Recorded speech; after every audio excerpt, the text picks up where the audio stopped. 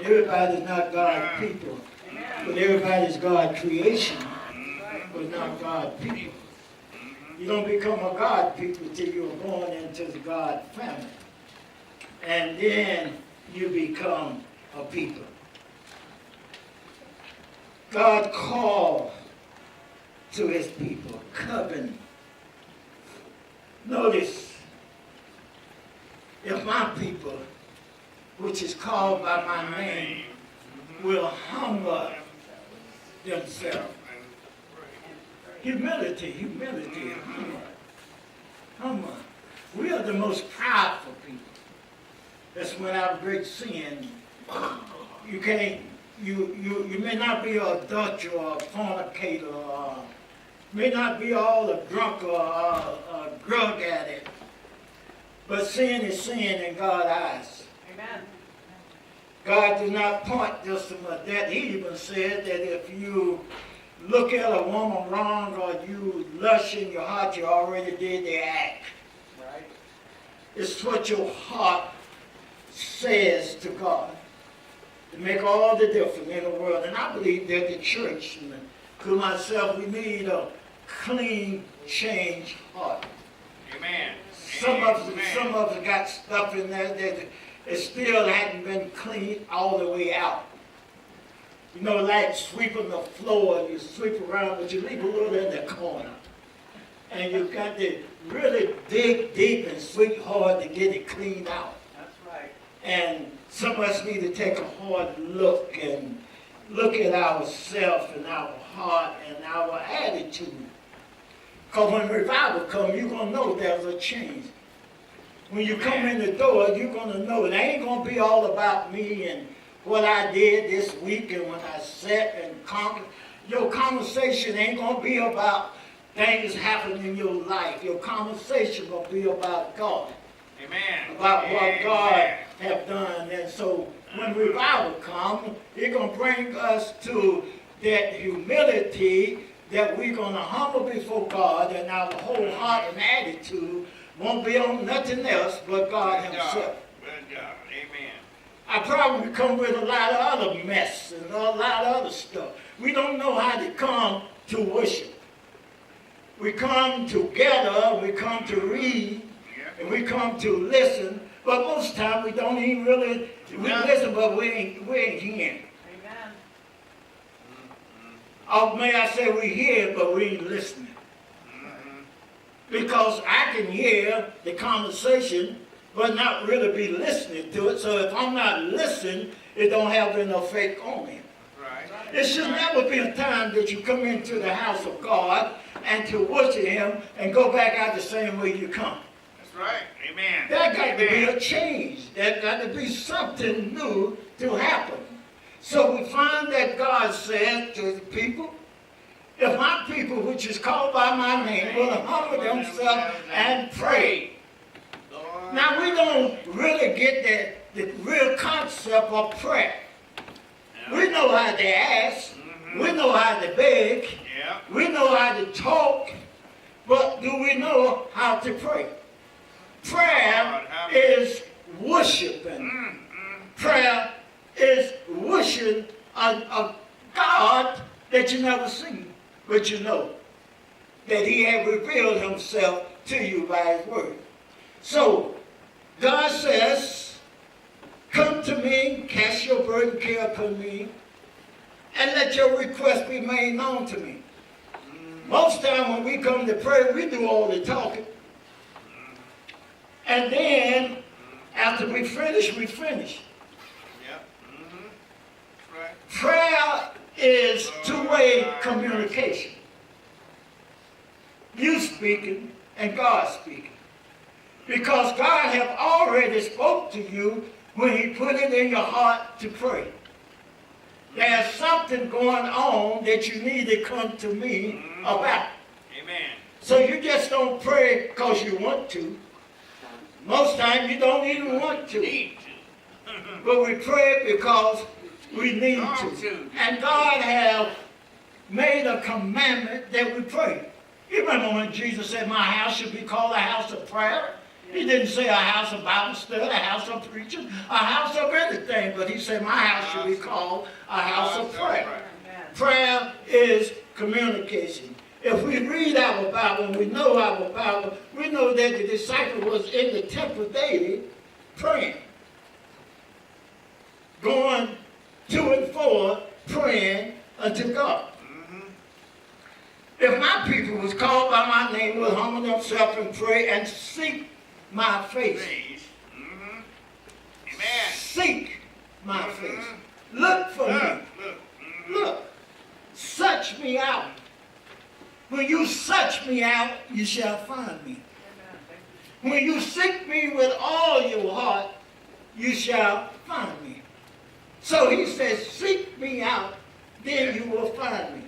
Amen. My people which is called by my name will humble themselves and pray and seek me and turn from your wicked way.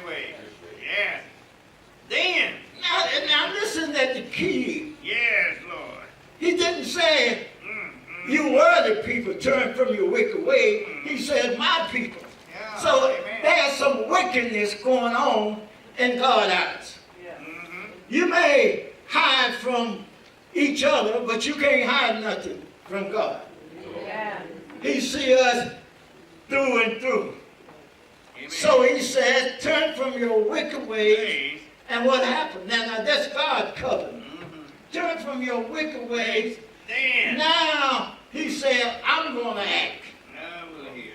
Then I will hear what I'm going to hear. I will hear from heaven and will forgive your sin and heal your land. We need healing in our home. We need healing in our marriage. We need healing of our family. We need healing with one another. Because things is out of order. And how can they be out of order? Because mankind is out of order. So we find that when we're reading in the past revival day research, and I'm like Deacon or Pastor Poe get up here. I want to see a real revival. I do not want to see myself, we just gather and go through a routine and name it. I want to see a Holy Ghost revival. And a Holy Ghost revival is that which only God can do. Amen. But they must got to make preparation. Like I said earlier, it's the consequence. You don't get nothing out of anything, worth anything, unless you put something in it. Amen. Hallelujah. One used to say, well, I can't come to your church, God, and get nothing out of it. You ain't put nothing in it, but you spake. It's like going to the bank. If you ain't got nothing in the bank, you can't get nothing out the bank. So you got to go in the attitude of bringing. So when you come in here to worship, you adding something into your worship, into the kingdom of God. Amen. The Bible says your worship come up to me like a sweet aroma, incense. It's a sweet aroma. It blesses God's heart. It enjoys his heart, his spirit. And I don't know, when you get excited, I don't know, sometimes I get so excited I can't control myself. That's where I feel that God is when his people is really and true of worshiping. And because what God have done in you, have put in you of worshiping, it returned back to him as you bring thanksgiving and praise and worship as a sweet aroma, a sweet incense. So God had taken us and used us to bless himself back. But all the time, we are receiving the blessing. And we find that when this revival, I just love, I went and read, and it took somebody in the church house said, we need to do something. So it was 8 men got together and they committed that we're going to pray that God will visit us. But all the time, but like I said, it'll cost you. They chose that 3 o'clock in the morning. In those days, they would get up 3 o'clock in the morning and go to the barn where the animal met, and they would meet for prayer meeting. And the straw and stuff, and pray and cried out to God. For 8 months, they prayed. For the 8 months, and they prayed them lonely months, but it was not enough to bring revival. What brought revival? It was in the attitude. This is what brought revival. It's when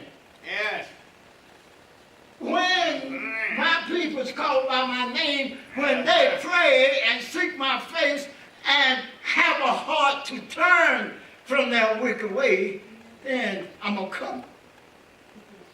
That's when I come. Because I have to come. If a covenant-keeping God must answer and fulfill his promise, then man must complete and fill the condition. That's right. Do my part. Yes, Lord. There's your part. You got to fill the condition. He must humble himself. He must turn from his wicked ways. They had not only been to that challenge, but also he must have a clean heart, a clean hand, pure heart, and also the experiment. This could only be by personal, not everyone else, person confession of the sin. So we can sit in the church and we ain't paying attention. Amen. We're looking at somebody else. Right. Or we looking over there, and our mind not even here. Our dead body's here, but our mind ain't here. Amen. Lord have mercy on us. Then we can't get what we got. What did the preacher say? Did you hear what the Lord have preacher mercy. Pay attention. Then you're going to see something change in your life. You're going to see your home change. You're going to see your messed up mess be turned around. But you got to pay attention. Amen. Didn't they tell you that at school? Yeah, that's what they said. Miss Pearl, I know she told a lot of them for many years. Pay attention. Pay attention. So we said that go through the midst of the city, and we find that there must come not only prayer and prevailing prayer. Prevailing prayer began with travail, continued to travail, and the answer had come to the church that had not. When the last time you cried for somebody? When the last time? If we really believe that hell was real, we will walk over glass to get to some soul to tell them about Jesus. We got the concept, but we still haven't got it real in our heart. That hell is a place that no one will ever get out of. Burning with fire. In the old days, that's what they preach about, but you don't hear about it these days. You hear the good theology sermon, Dr. So-and-so, and the wisdom, and man get a feel-good gospel. Yes. Lord have mercy on me. Go through the midst as we fast. The church had to fast and pray. All these things, this ain't a new theology. This is things that happen that men have paved the way. They spent nights in prayer, and some of the greatest scholars of old have gone on and left the road for you and I to travel. To America standing at the crossroad of its destiny of faith, when God is seeking, what God is seeking for today, as in the Bible days, is not a people with outward sign of respectability or church attendant, or not even a scholar preacher, whose name are known nationwide, but those whose heart are burdened and broken. That's what God is seeking.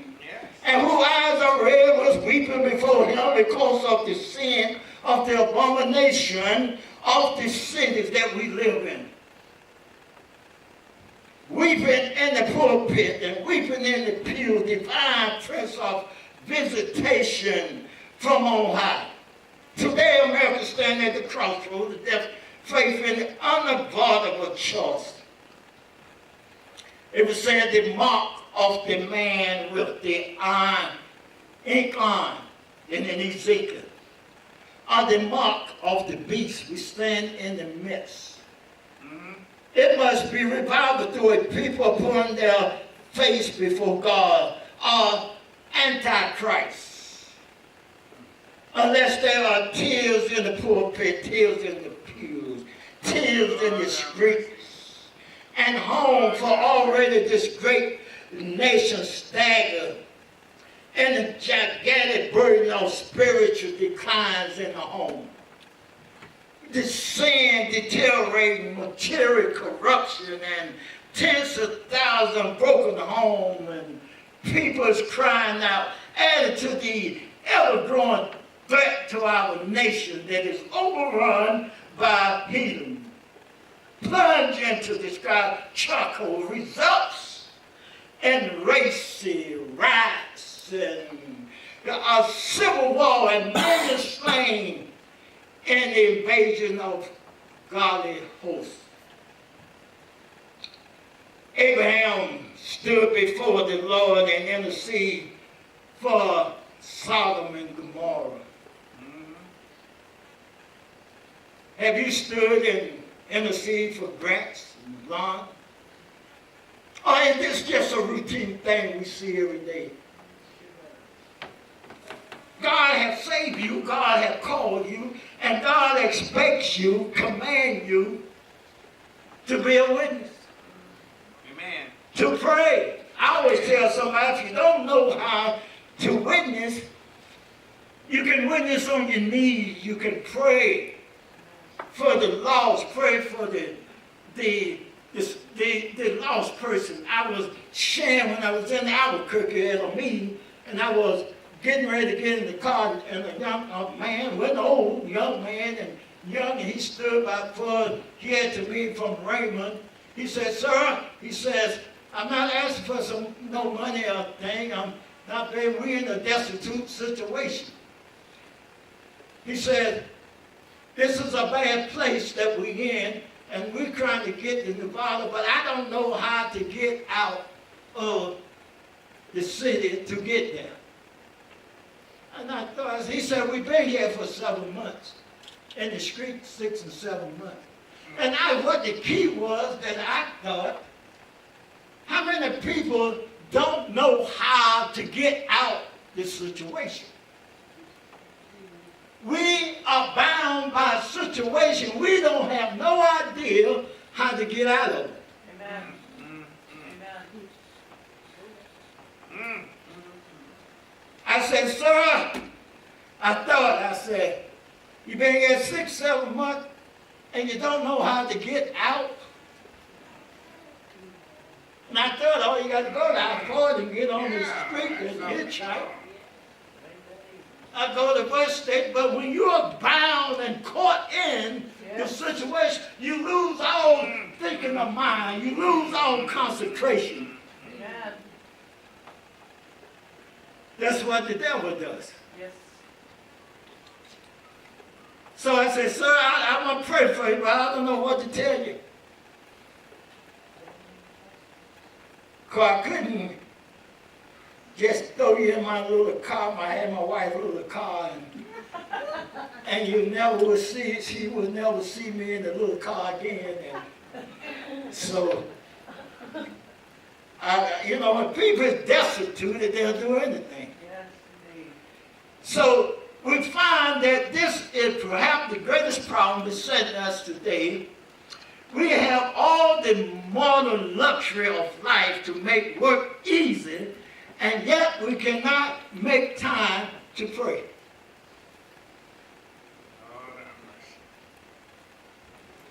I could be home and watching game on TV, and I'm into it. I mean, my team is winning, and all of a sudden, Kevin will call, Daddy, we need to pray. My God. Well, you got to do it now. Let's wait a little bit. But the Lord said, no, you need to go. What's important to you? Yes. Then I said, well, I'm going to see who won or lost anyway, so let's go and pray. Amen. Sometimes you had to put stuff down, and the most time that God really want to check you out is when you're involved in something else and you refuse to give it up for Him. Amen. That's when the call. Yeah. That's when the revival. I watched it last night. Our show was in that one. Purdue and Virginia. The guy was tied up. Now, this guy had this funny looking hair, tall brother, and it was all gold, and they throw the ball to him, and this boy on Purdue's team, he shot 17 three-pointers. And I mean, they couldn't boom it down, but they hung in there at the last. The boy threw the ball for the second, and the boy from Virginia threw the ball up and fell, and they tied it, so they had to go overtime. But Virginia won anyway. They had won, two teams in there had never won the final, went to the Final Four. So things is changing up in there. You know, the team that beat my team, I called my brother. I said, brother, where you at? He's North Carolina guy. He said, I could barely hear him on the phone because I know North Carolina was. I said, where you at? He said, I'm in Kansas City. Kansas City? You live in Memphis? He said, yeah, I drove to Kansas City to watch the game. He said, I already bought a ticket for the championship game. And I said, you drove 7 hours to watch a game? He said, yeah, that's my team. So it's just where you put your heart in and how important it is to you. Yep, that's right. So Amen. the question is, Amen. what's important to us?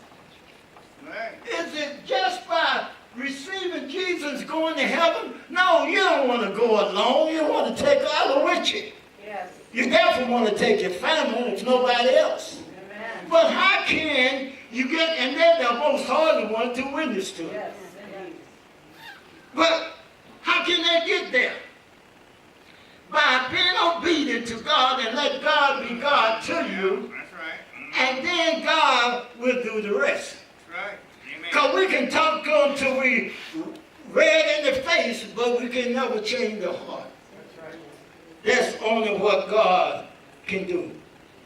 As we look at for revival, we must wait before God.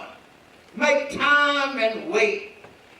Outpouring from on high must be perceived by a willing to make time for God. This is perhaps our greatest problem. We don't have time. Everything is rush, rush, rush. Satan just got us too busy. Majority of people ain't here today because they didn't have time, or they was too busy, or they were too tired. But what they going to do when the storm comes? They come with expectation. Or they come with a need. You know, I got a phone call and the lady says, my light's been off for 3 days. And I didn't know 3 days. And she said, yeah, we don't have no light, me and my mama. I thought my brother had paid the light bill.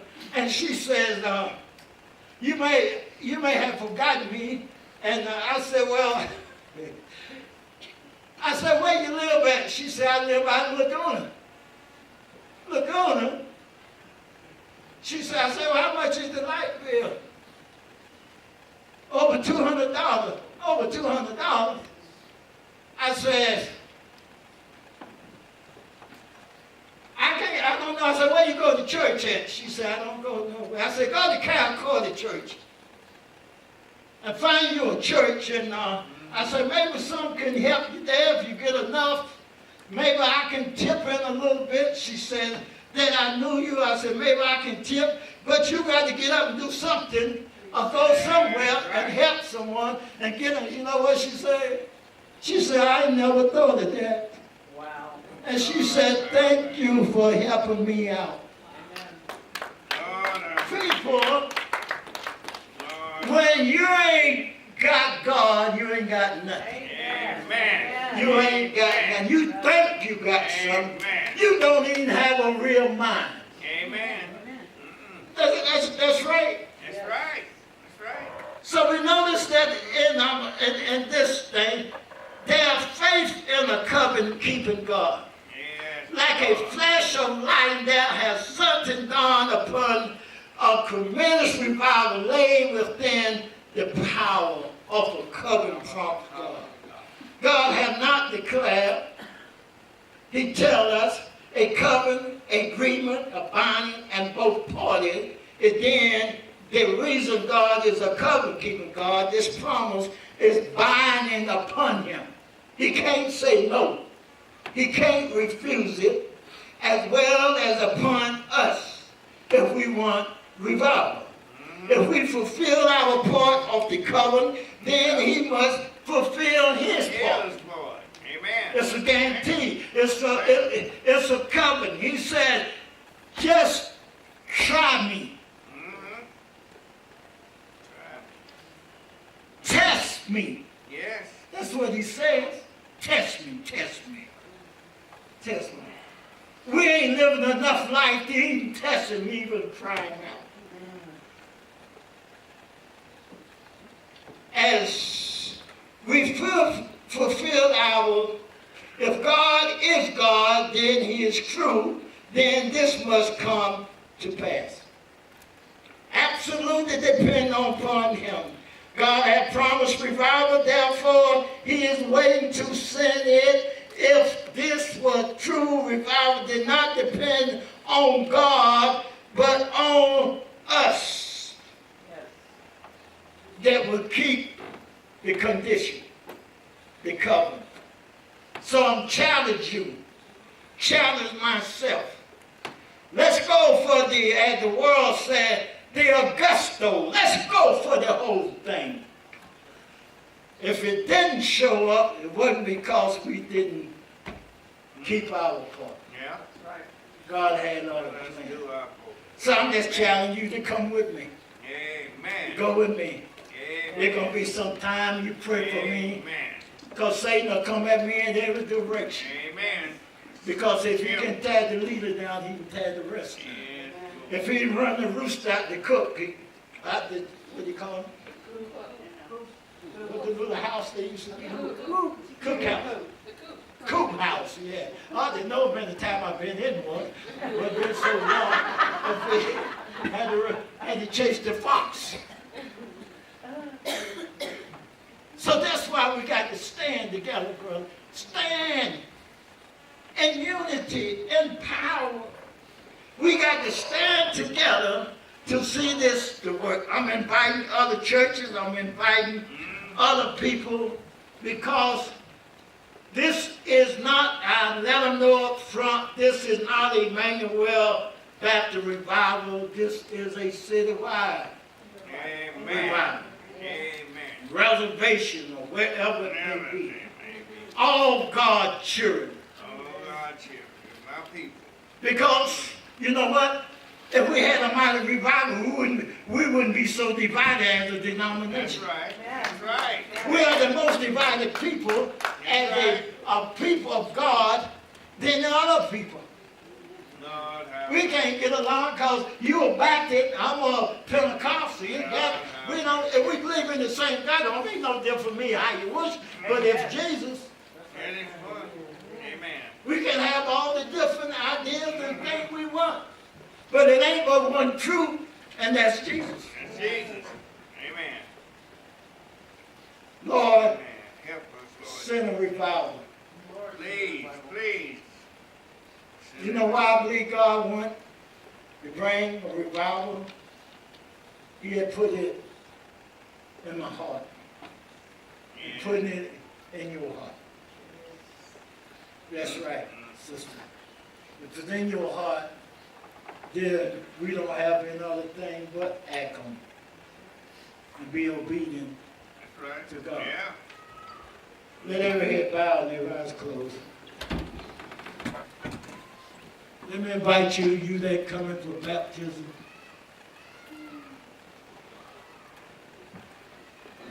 Sister,